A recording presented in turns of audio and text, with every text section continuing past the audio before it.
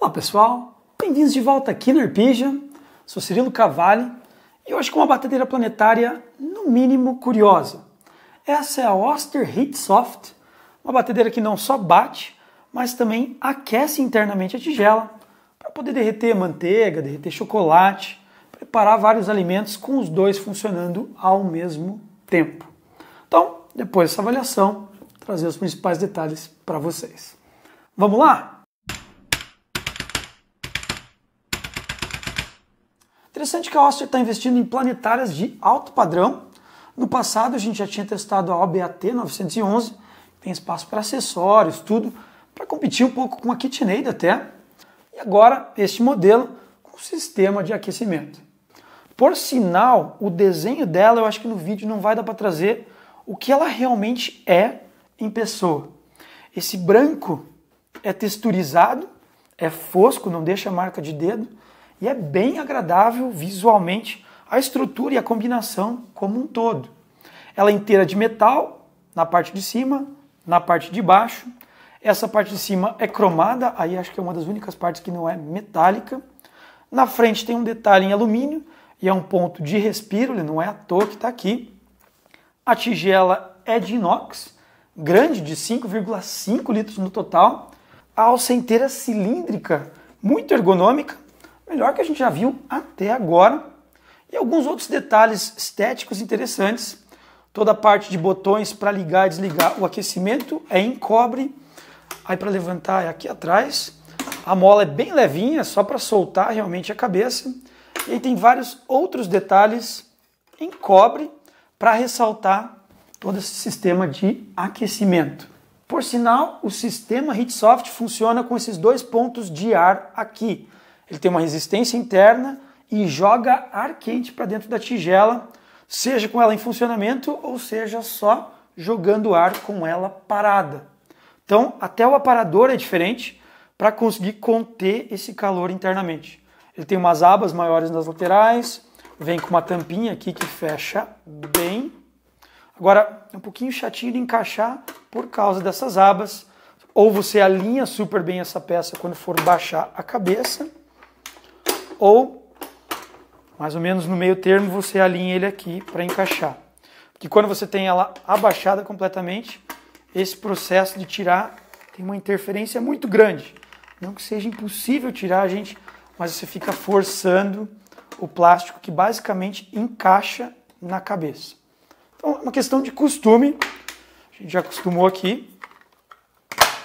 Fora o aparador, nós temos o globo, o fouet, o gancho, e eles são praticamente de alumínio. A liga principal aqui é alumínio e tem uma leve pintura escura, deixando eles com uma cor chumbo. Agradou visualmente. Nos testes que a gente fez e tudo que a gente já limpou dessas peças, não teve nenhum desgaste tirando a cor, mas eu imagino que com o tempo eles acabam ficando mais prateados. E a peça extra desses acessórios é esse batedor, essa raquete com bordas siliconadas. Uma peça robusta, ar de fibra de vidro com nylon, provavelmente, e ela consegue chegar nas paredes muito bem.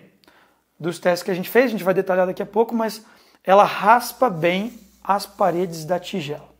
O único porém aqui é o encaixe desse batedor. Em algumas posições ela acaba raspando na tigela e fica um pouco chato de encaixar, e às vezes ela não baixa completamente, porque ela encosta no fundo e dá a ilusão de que está travada a cabeça e não está.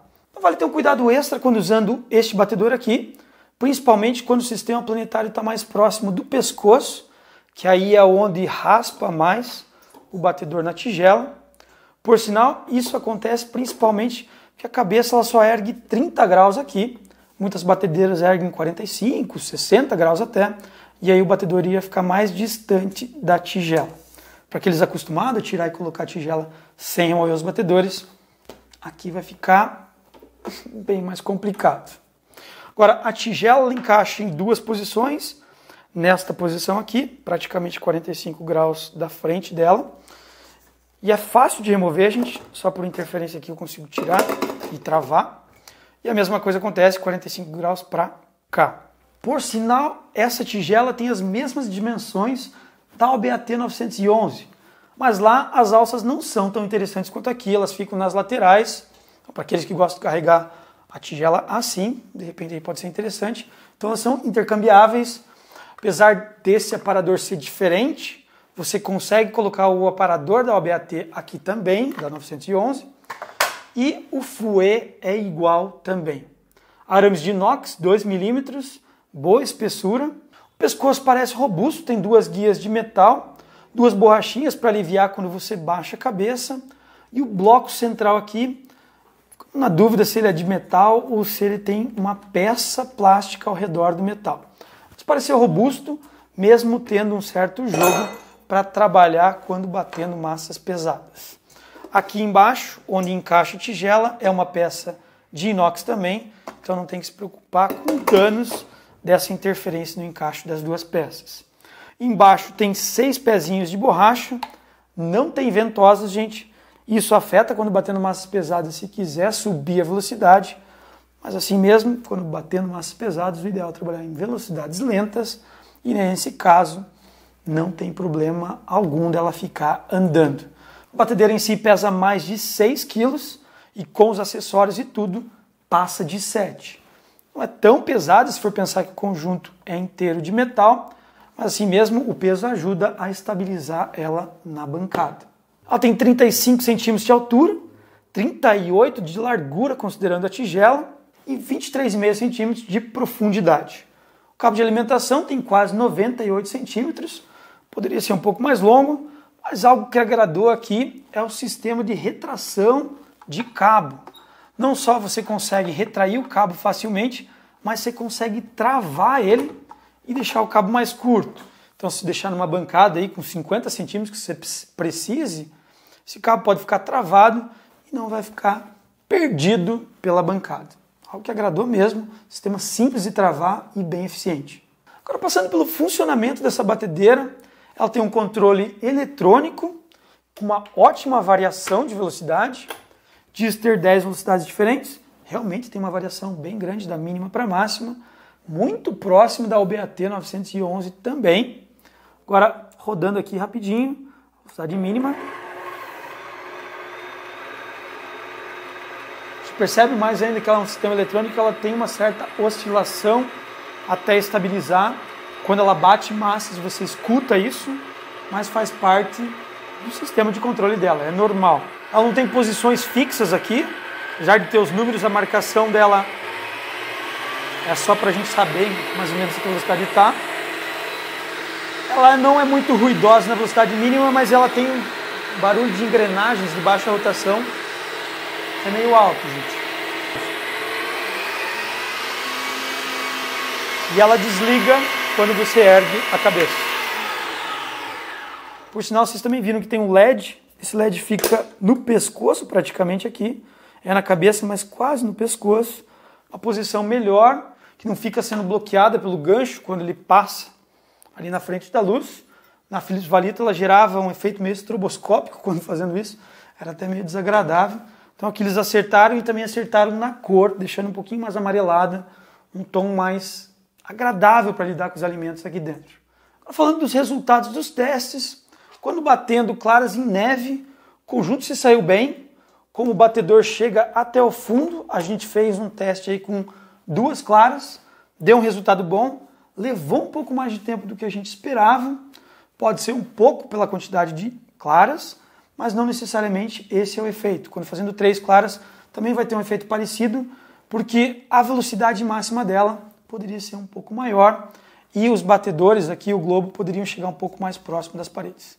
Assim mesmo, ela trouxe um resultado positivo, entregando basicamente em 4 minutos um suspiro completo, desde bater as claras em neve e a mistura com o açúcar. Para fazer bolo, gente, ela também se saiu muito bem. A gente fez o teste com a raquete normal e fez o teste com a raquete de silicone. A raquete de silicone é ótima, raspa muito bem as paredes, chega bem no fundo também. Agora, nem dá para usar a velocidade máxima, porque o impacto que tem na velocidade máxima com essas abas de silicone faz até respingar líquido no aparador. E lembrando você pode partir com velocidades bem lentas e não levanta nada de farinha no processo. Nesse caso, quando fazendo bolos, a gente usou o sistema para derreter manteiga e o resultado, gente, foi bem interessante.